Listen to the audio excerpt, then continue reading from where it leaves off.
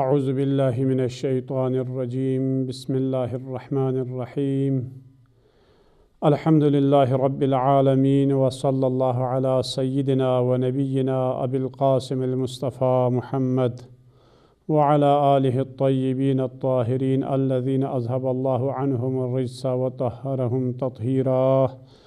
اللهم صل على محمد وآل محمد ولعنة الله على أعدائهم ومنكر فضائلهم وغاصب حقوقهم من يوم عداوتهم إلى قيام يوم الدين أما بعد قال الله سبحانه وتعالى في كلامه المجيد وفرقانه الحميد وهو أصدق القائلين وقوله الحق بسم الله الرحمن الرحيم ومن آياته أن خلق لكم من أنفسكم أزواجا لتسكنوا إليها وجعل بينكم مودة ورحمة إن في ذلك لآيات لقوم يتفكرون۔ معزز ناظرین محترم، السلام علیکم ورحمۃ اللہ وبرکاتہ۔ گلشن خاندان پروگرام میں آپ تمام ناظرین کی خدمت میں خوش آمدید کہتا ہوں۔ آج میاں بیوی کے حقوق اور فرائض کے بارے میں انشاءاللہ کچھ عرائض آیات اور روایات کی روشنی میں بیان کروں گا۔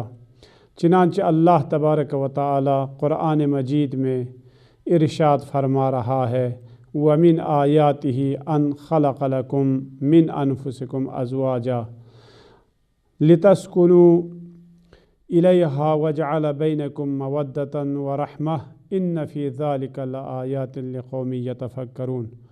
یعنی اللہ تبارک و تعالی اسے اپنی معجزات میں شمار فرما رہا ہے، اور اس کی نشانیوں میں سے ایک نشانی یہ ہے کہ اس نے تمہارا جوڑا تم ہی میں سے پیدا کیا تاکہ تمہیں اس سے سکون حاصل ہو، اور پھر تمہارے درمیان محبت اور رحمت کو قرار دی ہے کہ اس میں صاحبان فکر اور صاحبان عقل کے لیے بہت ہی بہترین ان کے لیے نشانیاں پائی جاتی ہیں، اور آپ کی اس محبت آمیز رفتار سے شوہر پر بڑا اثر پڑے گا، اور کبھی کبھی آپ کی محبت آمیز باتیں اور ادائیں انہیں کبھی نہیں بھولے گا۔ مقصد یہ ہے کہ اللہ تبارک و تعالی نے میاں بیوی کے درمیان جو محبت اور الفت پیدا کر رہا ہے کہ اسے اپنے معجزات میں شمار کیا ہے۔ کیوں؟ ایک اجنبی مرد اور ایک اجنبی عورت جب وہ ایک دوسرے کو نہیں جانتے تھے اور ایک دوسرے سے اس کا کوئی واسطہ نہیں تھا، لیکن جب وہ ازدواج اور عقد نکاح کے بندھن میں جب وہ آپس میں جڑ جاتے ہیں تو اللہ تبارک و تعالی ان دونوں کے دلوں میں اور تم دونوں کے دلوں میں ایک دوسرے کے لیے اتنی محبت اور الفت پیدا کرتا ہے کہ جو ایک دوسرے کے لیے جان دینے کے لیے تیار ہو جاتے ہیں۔ تو اسی لیے اللہ تبارک و تعالی نے فرمایا اس میں صاحبان عقل کے لیے بہت بڑی نشانی ہے۔ اگر غور اور فکر کرے کہ ایک دم سے جو ہی ادھر نکاح پڑھ لیا جاتا ہے کہ ایک دوسرے کے اندر ایک دوسرے کے دل میں ایک دوسرے کے لیے محبت اور احترام پیدا کرتا ہے، یہ اللہ تبارک و تعالی کی نشانیوں میں سے ہے۔ چنانچہ فرمایا کہ عورت کے لیے کہ جو اپنے شوہر کی اطاعت اور اس کی یعنی محبت اور احترام میں اگر وہ بیٹھے اور اس کی اطاعت میں اگر وہ بیٹھے تو اس کے لیے کتنا ثواب اللہ تبارک و تعالی لکھتا ہے کہ انشاءاللہ سلسلہ وار ان تمام ثواب کا بھی ذکر کروں گا۔ لیکن آج جو ہے ہم یہی کہنا چاہتے ہیں کہ اسلام نے عورت کو جو حجاب دی ہے اور جو پردہ دیا ہے، اس پردے کو اور اس حجاب کو، اس چادر کو لوگ جو مغرب پرست لوگ ہیں وہ کہتے ہیں کہ یہ کالا کفن ہے، درحال ہے کہ اس چادر کو یعنی جب تک یہ عورت چادر میں ہے اسے کلی سے تشبیہ دی ہے۔ جب پھول کھلتے ہیں، پھول کھلنے سے پہلے جب وہ کلی کی شکل میں ہے، جب وہ اپنے اس خول کے اندر موجود ہے، اس وقت تک اسے کوئی ہاتھ نہیں ڈالتا، لیکن جب وہ کلی کھل کر پھول بن جائے اس وقت لوگ اس پھول کو توڑنے لگتے ہیں، اور توڑنے کے بعد کچھ وقفے کے لیے، کچھ گھنٹوں کے لیے وہ اسے سونگھتا رہتا ہے، اور اس کے بعد وہ مرجھا جاتا ہے اور اسے کچرے میں ڈال دیتا ہے۔ بالکل یہی مثال ہے عورت کی بھی، کہ اگر عورت پردے میں ہو، اور اگر عورت حجاب کے اندر ہو، اور اگر عورت چادر کے نیچے چھپی ہوئی ہو تو اسے کوئی ہاتھ نہیں ڈالتا، لیکن جب وہ اپنے آپ کو اس چادر سے وہ نکال لے، اور اپنے آپ کو اگر وہ حجاب سے باہر لائے اور بے پردگی اور پردے کی کوئی پرواہ نہ کرے، اس وقت بہت سارے ہاتھ اس کی طرف بڑھ جاتے ہیں، اور بہت سارے یعنی جو بیمان لوگ ہیں یا جن کے دلوں میں بیماری ہے کہ ان کے ہاتھ ان کی طرف بڑھ جاتے ہیں، اور اسے کچھ وقفے کے لیے آج یعنی ظاہری طور پر جھوٹی محبت اور جھوٹی عشق کا یقین دلا کر اسے اپنا ہوس پورا کرتے ہیں، اور جب اپنا ہوس پورا ہو جاتا ہے تو اسے جس طرح اس کلی کو، جس طرح اس پھول کو کچرے میں ڈال دیتا ہے، اسی طرح اس عورت کو بھی وہ شخص جو جھوٹی عشق اور محبت کا اظہار کرتا تھا، صرف اپنے ہوسرانی کا وہ صرف تابع تھا، اور اپنی ہوسرانی کے لیے اس عورت سے جھوٹی محبت اور عشق کا اظہار کرتا تھا، اس عورت کو بھی پھینک دیتا ہے۔ یہی مثال ہے کہ جب تک وہ خول کے اندر ہے وہ اس وقت تک محفوظ ہے۔ یعنی خواہران گرامی کے لیے، ہماری مائیں خواتین کے لیے، ماں بہنوں کے لیے، بیٹیوں کے لیے، کہ یہ یقین کر لینا چاہیے کہ جب تک وہ حجاب کے اندر ہے اس کی طرف کسی کی ٹیڑھی نظر نہیں اٹھ سکتی، لیکن جب وہ حجاب سے باہر آ جائے تو اس وقت ان کی طرف گناہگار آنکھیں ان کی طرف اٹھتی ہیں اور گناہگار ہاتھ ان کی طرف بڑھتے ہیں۔ تو عزیزان محترم، کہنے کا مقصد یہ ہے کہ عورت کو اللہ تبارک و تعالیٰ نے سر تا پا عورت قرار دیا۔ عورت سے کیا مراد ہے؟ عورت یعنی چھپائی جانے والی چیز۔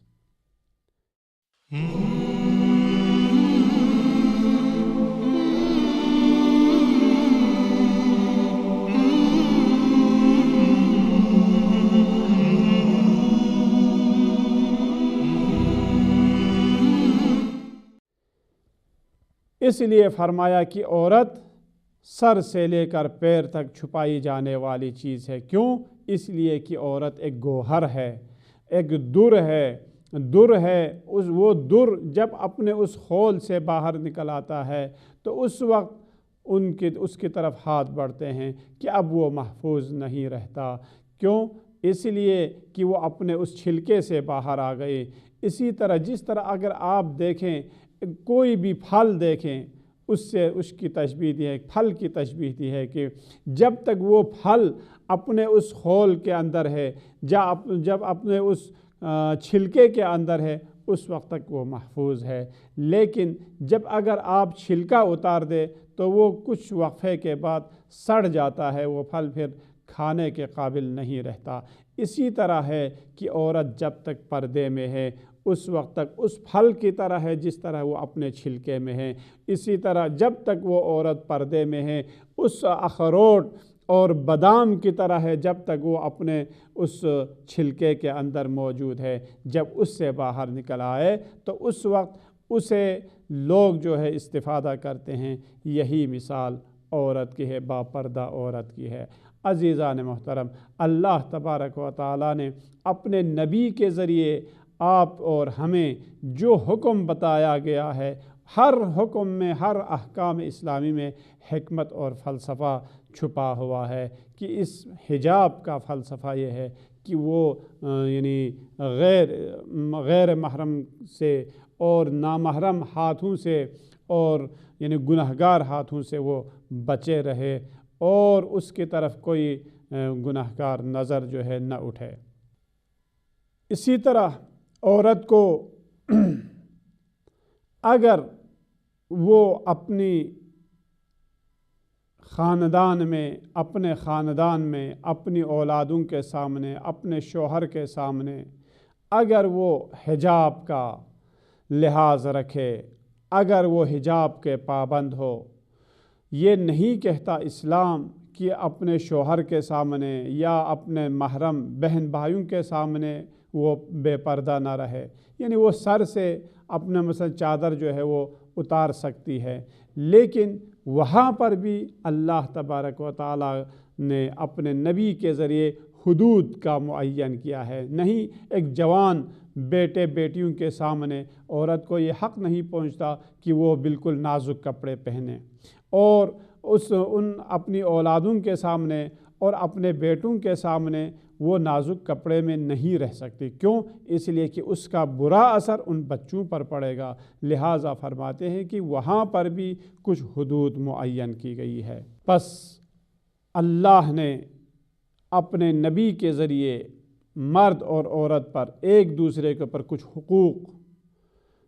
انہوں نے معین کیا ہے کہ آج ہم شوہر کے حقوق اور بیوی کی ذمہ داریوں میں سے کچھ ذمہ داریاں ہم بیان کریں گے۔ فرماتے ہیں کہ فَلَكُمْ عَلَيْهُنَّ حَقٌّ وَلَهُنَّ عَلَيْكُمْ حَقٌّ وَمِنْ حَقِّكُمْ عَلَيْهِنَّ أَلَّا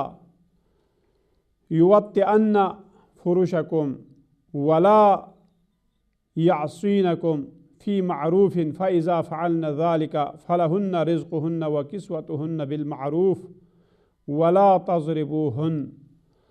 عزیزان محترم لوگو، یہاں پر رسول گرامی اسلام فرما رہے ہیں، لوگو تمہارے اوپر عورتوں پر تمہارے کچھ حقوق ہیں اور تم پر عورتوں کے کچھ حقوق ہیں۔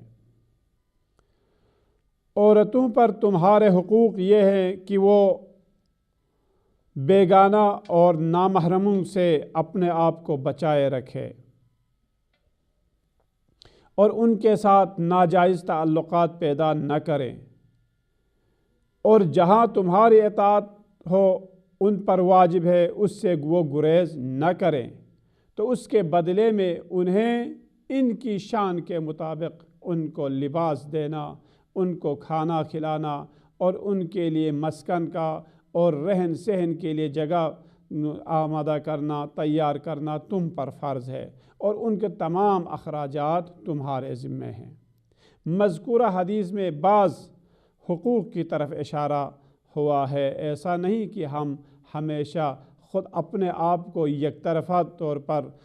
یعنی حقوق کا طلبگار سمجھے کہ عورتوں پر صرف ہمارا حق ہے، نہیں، بلکہ ان حقوق کو اللہ تبارک و تعالیٰ نے دو طرفہ کر دیا ہے۔ جس طرح بیوی کے اوپر شوہر کے حقوق ہے، اسی طرح شوہر کے اوپر بیوی کے حقوق ہے، کہ یہ حقوق دو طرفہ ہے کہ یک طرفہ نہیں ہے۔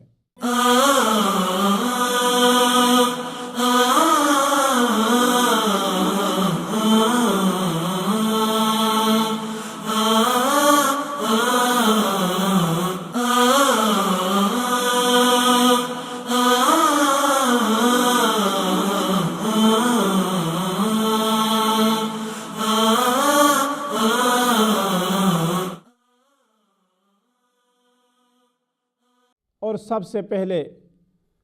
سے پہلے عورت پر شوہر کا حقوق یہ ہے کہ اس کی اطاعت کرے، کہ جو اللہ تبارک و تعالیٰ نے اپنے نبی کے ذریعے یہ کہلوایا ہے کہ اگر اللہ کے علاوہ کسی اور کو اگر سجدہ کرنا جائز ہوتا تو میں یہ حکم دیتا، نبی مکرم اسلام فرما رہے ہیں کہ میں یہ حکم دیتا کہ خواتین اپنے شوہر کے لیے سجدہ کرے، یعنی اس قدر شوہر کے احترام کو اللہ تبارک و تعالیٰ نے اہمیت دے دی ہے۔ تو فرماتے ہیں کہ اگر شوہر کی اطاعت کرے اور شوہر کی اطاعت کرے تو اس کے لیے فائدہ کیا ہے؟ فرماتے ہیں کہ اگر اطاعت کرے شوہر کی تو اس عورت کے لیے باعث مغفرت ہے اور عورت کے لیے بہشت اس کے لیے واجب ہے۔ چنانچہ اس سلسلے میں امام جعفر صادق علیہ السلام سے ایک روایت ہے، اسی روایت کو نقل کروں گا کہ اس میں فرماتے ہیں کہ پیغمبر اسلام ان رجلا من الانصار فی عہد رسول اللہ صلی اللہ علیہ وآلہ وسلم خرج من بعض حوائجہ فعاہد इला इमरातिही अहदन अल्ला तखरुजा मिन बैतिहा हत्ता यक़दमा व अन्न अबाहा मरज़ा फ़बअसत अलमरअता इला रसूलिल्लाहि फ़क़ालत इन्न ज़ौजी खरजा व अहदा इलैया अल्ला अखरुजा मिन बैती हत्ता यक़दमा व इन्ना अबी मरज़ुन या अबी मरज़ा अफ़तअमुरुनी अन अऊदहु फ़क़ाल ला इजलिसी फ़ी बैतिक व अतीई। अज़ीज़ान मुहतरम, ये हदीस तूलानी हदीस है कि जिसका तर्जुमा ये है कि इमाम जाफ़र सादिक़ अलैहिस्सलातु वस्सलाम ये रिवायत नक़ल फरमाते हैं कि एक मरतबा एक अपना पैगम्बर इस्लाम के अंसार और मुहाजिरीन में से अंसार में से एक शख्स अपने घर से किसी सफ़र पर निकलता है। जब वो सफ़र पर निकलता है तो उस वक्त वो अपनी बीवी से ये अहद लेता है कि जब तक मैं वापस न आऊँ तो इस घर से तुमने कभी यानी कदम नहीं उठाना, बाहर कदम नहीं निकालना। और जब उन्होंने भी कहा कि उस औरत ने भी ये वादा किया कि मैं जब तक आप वापस नहीं आते उस वक्त तक मैं घर से नहीं निकलूँगी। उन्होंने भी इस वादे पर अमल किया, उस औरत ने भी, लेकिन कुछ दिनों बाद उसका बाप बीमार हो जाता है, मरीज़ होता है। तो जब वो मरीज़ होता है तो वो औरत किसी और औरत को पैगम्बर इस्लाम की खिदमत में वो भेजती है और कहलवाती हैं कि मेरा बाप बीमार है और मेरा शौहर मुझसे ये अहद ले चुका है कि जब तक वो वापस ना आए उस वक्त तक मैं यानी घर से बाहर कदम ना निकालूं, लेकिन अब मेरा बाप बीमार है तो आप क्या मुझे ये इजाज़त देते हैं कि मैं अपने बाप की यानी सेहतयाबी या अपने बाप की ख़बरगिरी के लिए मैं चली जाऊं या अपने बाप के पास उसकी दीदार के लिए मैं चली जाऊं। तो पैगम्बर इस्लाम ने फरमाया नहीं, तू अपने घर में बैठी रहे, क्योंकि तेरे शौहर का ये हुक्म है कि तू उससे यानी अपने घर से बाहर ना निकले। और कुछ अरसे के बाद या कुछ दिनों बाद ये ख़बर आ जाती है कि उस औरत तक कि उनका बाप इस दुनिया से यानी रहलत कर जाता है। तो उस वक्त फिर उस औरत ने पैगम्बर इस्लाम की खिदमत में किसी और को भेजा और कहा, कहलवाया कि मेरा बाप अब मर चुका है, क्या मैं अपने शौहर की इजाज़त के बग़ैर उसकी तशय्ये जनाज़ा में मैं जा सकती हूँ या नहीं जा सकती? आप क्या मेरे लिए हुक्म देते हैं या नहीं देते? तो पैगम्बर इस्लाम ने फरमाया नहीं, फिर भी तू सब्र कर, तो अपने बाप के जनाज़े में भी न जाना। और वो अपने बाप के जनाज़े में भी नहीं गई। और फिर उसके बाद क्योंकि वो ख़ातून भी अपने अहद और पैमान का मुकम्मल वो यानी ताबे थी और उन्होंने इस पर अमल किया और अपने शौहर की इताअत की, तो उस वक्त अल्लाह तबारक व तआला की तरफ से नबी मुकर्रम इस्लाम ने उनके पास पैगाम भेजा, ए कनीज़ खुदा, तूने अपने शौहर की इताअत की और तूने मेरे कहने पर अमल की और कहने पर अमल करके तू घर से नहीं निकली, इसका सवाब ये दिया है अल्लाह तबारक व तआला ने, तुम्हें भी अल्लाह तबारक व तआला ने तुम्हारे तमाम गुनाहों को भी बख्श दिया, तुम्हारे लिए भी बहश्त वाजिब करार दिया और तुम्हारे मरहूम बाप को भी अल्लाह तबारक व तआला ने बख्श दिया और उसे भी जन्नती बना दिया। देखें अज़ीज़ान मुहतरम, एक औरत की इताअत की वजह से उसका बाप भी जन्नती बन जाता है और वो ख़ुद भी जन्नती बन जाती है। तो हमें इसी पर इक्तिफ़ा करते हुए हम यही दुआ करते हैं कि परवरदिगारा हमें अल्लाह तबारक व तआला के मुअय्यन करदा हुदूद की हम उन हुदूद पर चलकर पैगम्बर इस्लाम के फ़रामीन पर अमल करते हुए दीन मुक़द्दस इस्लाम के उसूलों पर चलते हुए अपनी ज़िंदगी को संवारने की तौफ़ीक़ अता फ़रमा। वस्सलामु अलैकुम व रहमतुल्लाहि व बरकातुहू।